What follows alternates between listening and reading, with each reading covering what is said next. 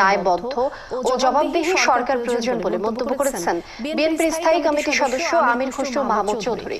সোমবার বিকালে ব্রাহ্মণবাড়িয়ার পৌর মুক্ত মঞ্চে জেলা বিএনপি আয়োজিত এক সমাবেশে তিনি একথা বলেন।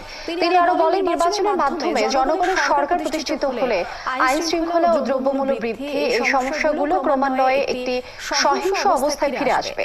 পাশাপাশি কর্মীদেরকে পকেট ভরা রাজনীতি ত্যাগ করে জনগণের আশা আকাঙ্ক্ষা পূরণের রাজনীতি করার আহ্বান জানান তিনি। সমাবেশে বিএনপির আন্তর্জাতিক বিষয়ক সহ সম্পাদক ব্যারিস্টার রুমিন ফারহানা, জেলা বিএনপির আহ্বায়ক কমিটির সদস্য কবির আহমেদ সহ অনেকে উপস্থিত ছিলেন। সমাবেশে নেতাকর্মীরা জেলার বিভিন্ন স্থান থেকে মিছিল নিয়ে সভাস্থলে এসে যোগ দেয়।